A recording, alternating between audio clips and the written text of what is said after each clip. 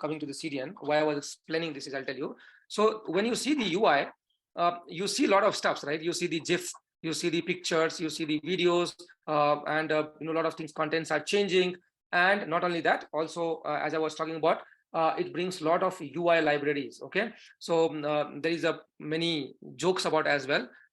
Node underscore modules. I think you might have heard about this one, that it brings a lot of modules in place when you start downloading and all that, right? So your UI is becoming much more richer, okay, day by day, and it needs a lot of static content. Okay, static content means the content which is not dynamic in nature. It is like as it is, you get it and you basically use it as that way. So mostly it will be like a JavaScript library, it will be like images, it will be like video files, it will be like GIF files, and all these things which constitutes or render your UI. What organization do is they say that, hey, I want my application to be run very fast. I don't want these static content to be processed by my server. Okay, so what it means, like suppose there is no CDN. Okay, let's think about that. So this is the client. You make you visit some website, right? Google is very plain vanilla website, Amazon.com, and again load balancer will be there, and then your server comes in here. Now, so when you say that, okay, render this Amazon.com, it has way too many images, JavaScript library, and all these things. Those things getting transferred through the HTTP call, or rather HTTPS call with authentication authorizations served by this particular server, maybe suppose Tomcat or Glassfish. These kind of servers, this will be bombarded because those tons of people are hitting Amazon.com every seconds. And what they're doing is they are serving a lot of requests which are not even dynamic in nature. They are like just as it is, the image, the JavaScript files, the a lot of other files. They're just unnecessarily getting rendered by this machine, this server, which they could have used it for logical related operations, like doing the business logic, that okay, if a user registers or check out a product or add something, put a comment. So the server should be doing those business logic. They should be devoid of using the static content request. They should not get a request that, hey, get me this HTML file, get me this image file. They should not be doing that. Number one. Number two, the storage is also a problem. Just imagine that you're storing the video files, GIF files, content files here, and bombarding these machines. If you don't put on the machine, you said that, okay, I'm smart, I'm going to use something like a file storage system, and there I'll start. So that also is a problem, right? You will basically hit the server will make a request, get the files and send it. All these things are problematic, right? So what they do something like this. So this is your client, this is your LB, this is your server, this is your database, and here only the client only you can have another load balancer or whatever, and it will connect to CDN. Okay, so what will happen in this case is when you hit Amazon.com, right? So it will make multiple calls. It will make one call to CDN, it will make one call to server. So server will take that, okay, who are you, like user, whether you are authenticated, yes, what are the roles, what are the things you can see. These kind of logical operations will do. It will give you the metadata or the data about the applications, like, hey, welcome so and so XYZ, check last orders, or last order status is this, on the same page it shows, right? So these kind of data needs a logical thinking. It needs to be authenticated, check the roles, get the details, will get into the database and render it and send it. So it will send only the data like JSON or XML or some information, C-value pair or the string based. So it will send the data, but that data should be displayed how? That will render on the UI.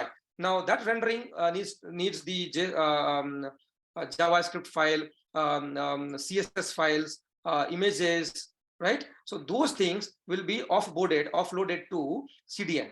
Okay, now what is CDN? So CDN is a application, just like any other applications. And there are a lot of company like a Facebook, they use their own CDN. So Facebook has Facebook-CDN or something like that. If you log into facebook.com and just do a network inspect and just see the calls, you will see a lot of calls are being made to the Facebook CDN. So bigger companies, a lot of big companies, they use their own CDN network, they use their own services, they have built their own and they're using it. But the mid-sized companies, startup companies, they just simply go ahead and they become a tenant for them, they become a customer for them, and they tell that I need 100 GB of space to be served, data to be placed, and you will get so much request. So there are 2-3 parameters on which you will be billed or charged. That okay, there is 100 GB or something like that. You will be charged for requests. Now, what it helps you? So first thing first, it helped you to offload the request so that the server will be more busy in computing the data rather than the less logical things. That is number one thing. So that means it will help you to do little cost cutting in terms of that. Second, it will achieve you to reduce the bandwidth cost for your application, because your server is no longer involved in rendering those huge JavaScript file and images.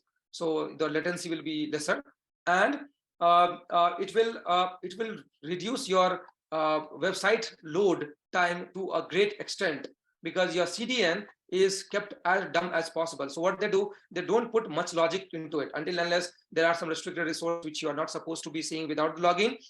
In those cases only there will be authentication authorization will be placed. Otherwise, most of the files like library files and all these things are kept open. So it's a direct call, and it will basically go and just get it and dump it there. Third thing is, these are very strategically located, which means it is like a local to you. I mean, if it is a India, so India will have their own CDN, and there won't be much network hops to connect to those CDN networks to get the files. So they are placed very strategically so that you can get the files pretty fast, and your website's load time will be much faster than the normal conventional one. Okay, so it improves the bandwidth, it improves the website load time. Also, generally what happens, right, with the files and the content, if your server is a little busy, it might end up not giving that particular JS file or images file. Your website might not be rendered properly. So it increases the availability of the content to a great extent, because